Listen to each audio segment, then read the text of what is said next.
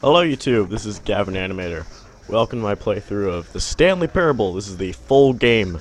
I just bought it recently and I'm really excited to play. By the way, you might be noticing that my setting here is different. Well, I am currently in Cannon Beach right now. I'm gonna be staying overnight. Only overnight, it's just only a little short vacation, so but yeah, I'm in this nice little bedroom. But anyway, let's begin the game.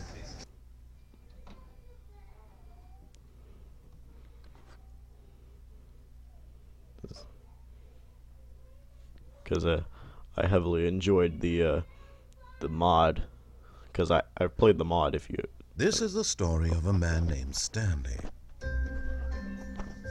Stanley worked for a company in a big building where he was employee number 427. Employee number 427's job was simple. He sat at his desk in room 427 and he pushed buttons on a keyboard. Orders came to him through a monitor on his desk, telling him what buttons to push, how long to push them, and in what order. This is what employee 427 did every day of every month of every year. And although others might have considered it soul-winning, Stanley relished every moment that the orders came in, as though he had been made exactly for this job. And Stanley was happy. And then one day, something very peculiar happened. Something that would forever change Stanley. Something he would never quite forget. He had been at his desk for nearly an hour when he realized that not one single order had arrived on the monitor for him to follow. No one had showed up to give him instructions, call a meeting, or even say hi. Never in all his years at the company had this happened, this complete isolation. Something was very clearly wrong. Shocked, frozen solid, Stanley found himself unable to move for the longest time. But as he came to his wits and regained his senses, he got up from his desk and stepped out of his office. You know, I'm actually gonna see something here, because the volume. Okay, that's as high as the volume can go. Sorry if you had to see this. Okay, it's weird because that's actually really quiet to me. But whatever. Whoa! But Stanley simply couldn't handle the pressure. What if he had to make a decision? What if a crucial outcome fell under his responsibility? He had never been trained for that. No. This couldn't go any way except badly. The thing to do now, Stanley thought to himself, is to wait. Nothing will hurt me. Nothing will break me. In here I can be happy forever. I will be happy. Stanley waited. Hours passed. Then days. Had years gone by? He no longer had the ability to tell. But the one thing he knew for sure, beyond any doubt, was that if he waited long enough, the answers would come. Eventually, someday, they would arrive. Soon, very soon now, this will end. He will be spoken to. He will be told what to do. Now it's just a little bit closer. Now it's even closer. Here it comes. Huh. Alright then.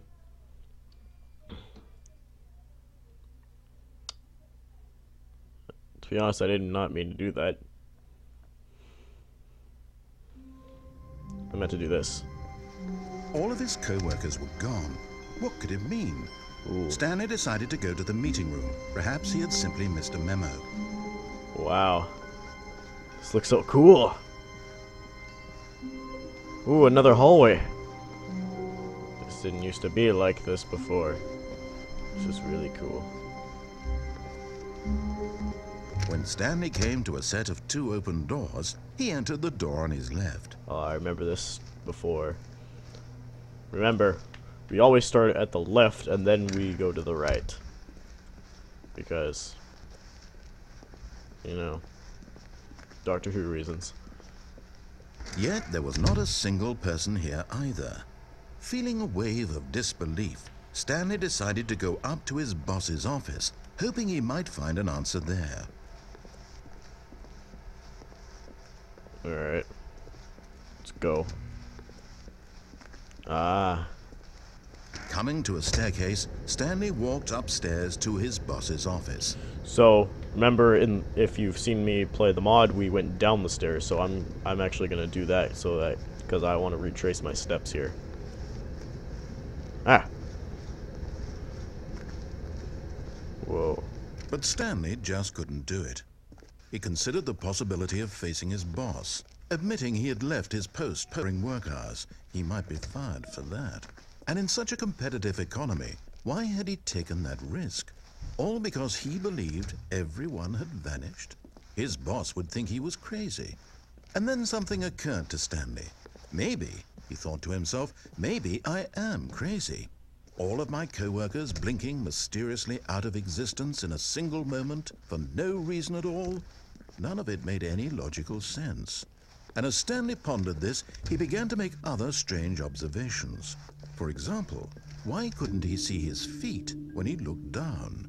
Yeah. Why did doors close automatically behind him wherever he went? Yeah. And for that matter, these rooms were starting to look pretty familiar. Were they simply repeating? No, Stanley said to himself, this is all too strange. This can't be real. And at last, he came to the conclusion that had been on the tip of his tongue. He just hadn't found the words for it. I'm dreaming, he yelled. This is all a dream. You're so sure? What a relief Stanley felt to have finally found an answer, an explanation. His co-workers weren't actually gone. He wasn't going to lose his job. He wasn't crazy after all. And he thought to himself, I suppose I'll wake up soon.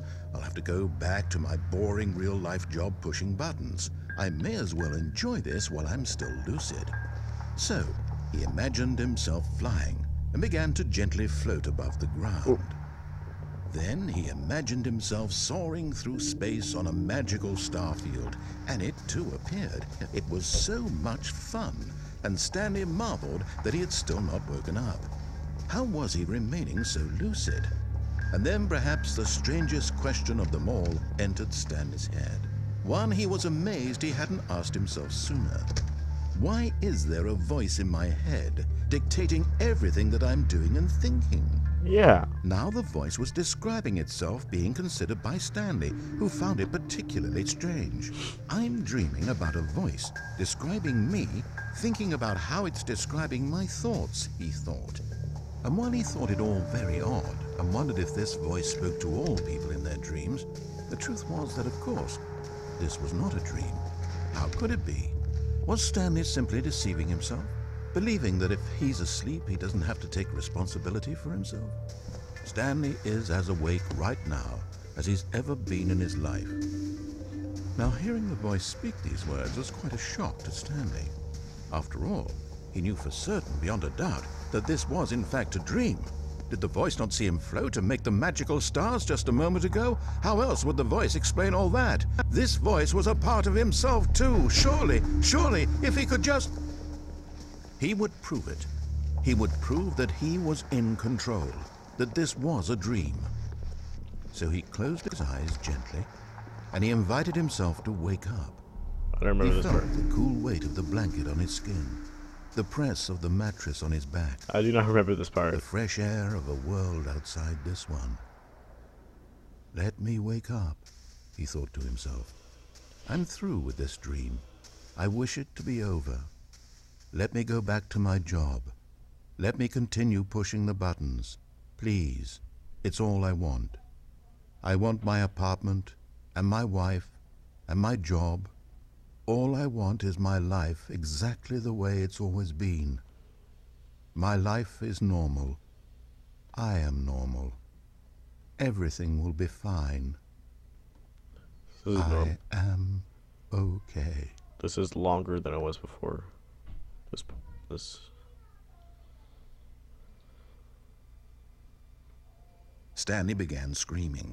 Please, someone, wake me up. My name is Stanley. I have a boss. I have an office. I am real. Please, just someone tell me I am real. I must be real. I must be. Can anyone hear my voice? Who am I? Who am I? And everything went black.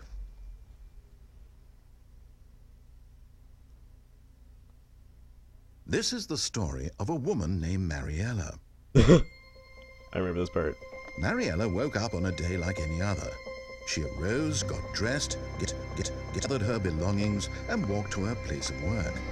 But on this particular day, her walk was interrupted by the body of a man who had stumbled through town talking and screaming to himself, and then collapsed dead on the sidewalk. And although she would soon turn to go call for an ambulance, for just a few brief moments, she considered the strange man. He was obviously crazy. This much she knew. Everyone knows what crazy people look like. And in that moment, she thought to herself how lucky she was to be normal. I am sane. I am in control of my mind. I know what is real and what isn't. It was comforting to think this, and in a certain way, seeing this man made her feel better.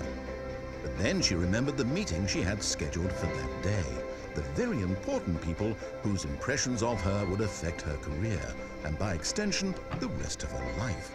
She had no time for this, so it was only a moment that she stood there, staring down at the body. And then she turned and ran. Huh. Loading. Alright.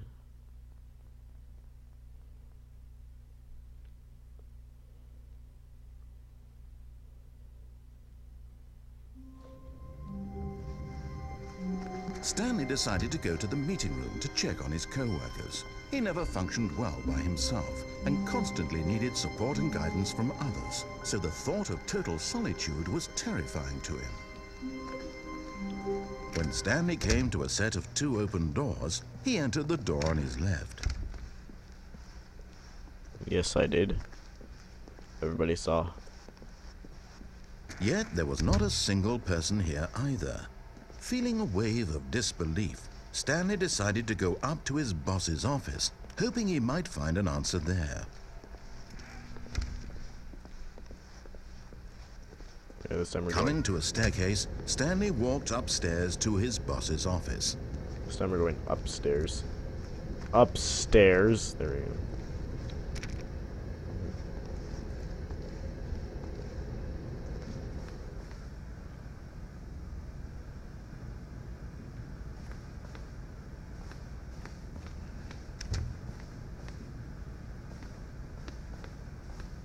Stepping into his manager's office, Stanley was once again stunned to discover not an indication of any human life.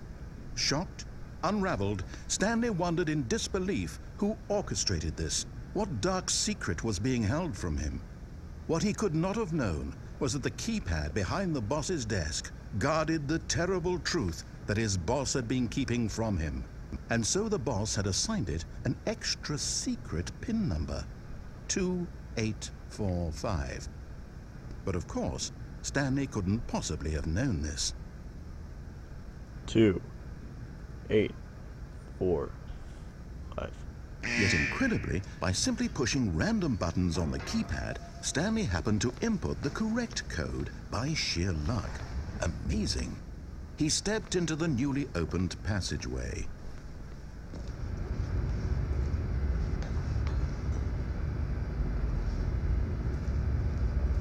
Elevator. Oh, I'm supposed to go down the elevator, okay.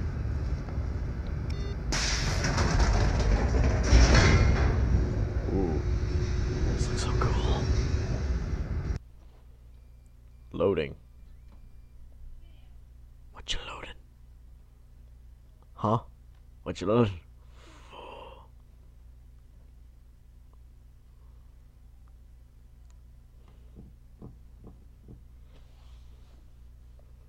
I can't wait.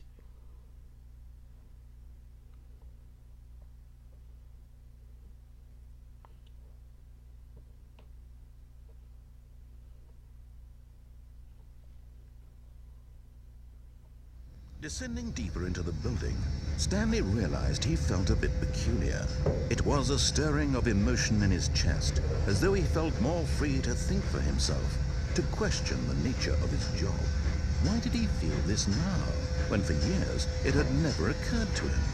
This question would not go unanswered for long.